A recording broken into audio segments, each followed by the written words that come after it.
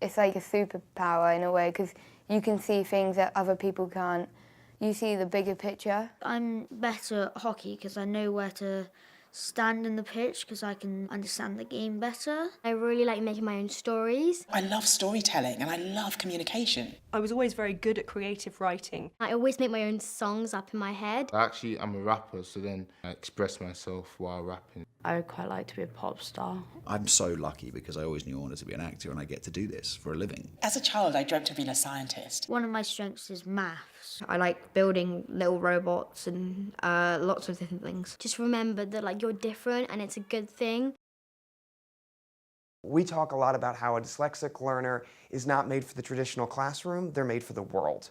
And it's because they see things differently. Working with dyslexic children, you see that their minds work in very diverse ways. They're able to see the world in a way that we are not. The strengths they have are incredible. The way they can think around things, the ability to see the big picture. They are problem solvers, they are outside the box thinkers.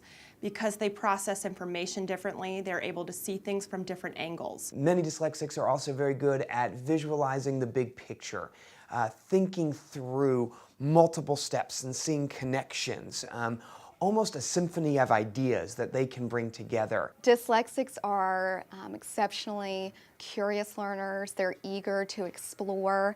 If you tell a dyslexic that something is done in one way, they will find 3, 4, 5 other ways to demonstrate that exact same skill. Some of the greatest innovations, some of the greatest breakthroughs in our history have come out of a dyslexic mind's refusal to just accept the status quo. They ask why constantly, which is fun in the classroom. They don't just take information for what it is. They want to know why. They want to know the background. They want reason for it. Dyslexics tend to be very creative and very good at imagining new ideas. They tend to be innovators. They tend to be entrepreneurs, the game changers in our world, or that disrupt industries, that provide solutions that we didn't even know that we needed, or to solve problems we didn't even know we had. I may give certain instructions and am expecting a certain outcome, but with my dyslexic kids, I can never predict what they're going to come up with, and it's always, outshines my expectations. Some dyslexic learners can actually think three-dimensionally. They can move parts around in their heads so that they can understand how in physical space things are connected. This is going to be the child who is very good at Legos, that can put things together. It might be the child that takes paper clips and folded pieces of paper and an eraser and suddenly makes an entire city out of it. It might also be the child who, when you put them on the stage, they suddenly come to life and they have this physical presence where they can move their body in a way that really expresses something. They also could be the child that on the sports field seems to have this premonition of how things are going to work.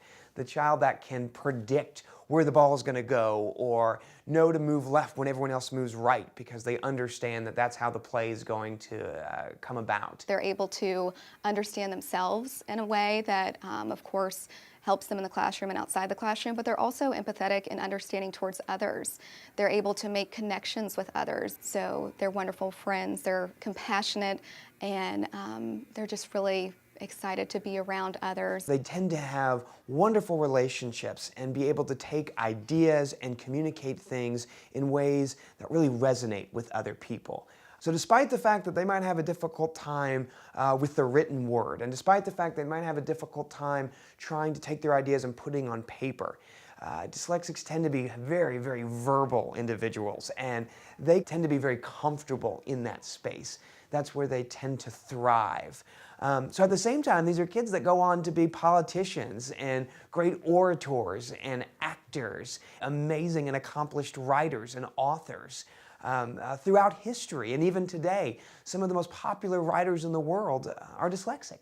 And that's because they have an amazing command of our language. They have amazing command of words. In the classroom, dyslexic students really need an opportunity to shine with their imagination and their creativity. If you want them to be inside the box, they're not going to be. So many of our dyslexic students are incredibly imaginative. They are daydreamers, but of course with dyslexics they're thinking of so many different things in their mind and coming up with so many creative ideas. I see a child who's looking out of the window because they're thinking about what you've said, they're processing it, and they're going to give you an incredible answer in a minute when they've worked out how they're going to say it. They're thinking about what you've said and probably linking it to something you haven't even thought of. It's something that we need to help them understand when is it appropriate, how do we work with them to cultivate that so that we don't diminish that truly amazing capability while also making sure that they do meet the expectations of the classroom. If you're giving an assignment, I think you need to think of those creative brains and how can they best show what they know. They like to think. We need to give them time to do that. Dyslexic people like to think. They like to think about what you've asked them and they need time to give you the answer.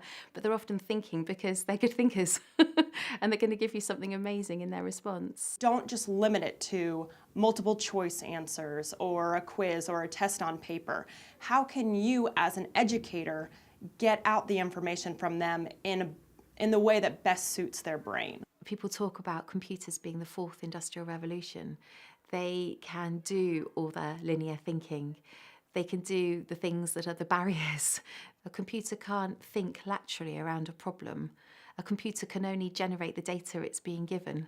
And you need that neurodiversity, you need that dyslexic brain to be able to see that bigger picture. Without question, dyslexics bring amazing opportunities to the workforce. And when we think about the 21st century and what it holds and the demands on the jobs of tomorrow, dyslexics are going to thrive and bring so much to that. We recently produced a report with EY that looked at how important dyslexic thinking skills are for the future.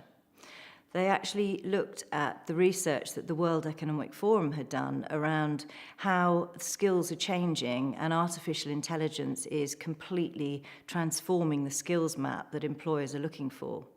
They then took those skills and mapped them directly across dyslexic thinking skills, and there's a complete match. So we know how hugely important it is that educators right now are looking for those skills and enabling and nurturing them. I think it's vital that teachers are trained about dyslexics because the world is changing and imagination is key to everything, and there's going to be a lot of kids whose potential are lost unless we train our teachers to effectively teach them.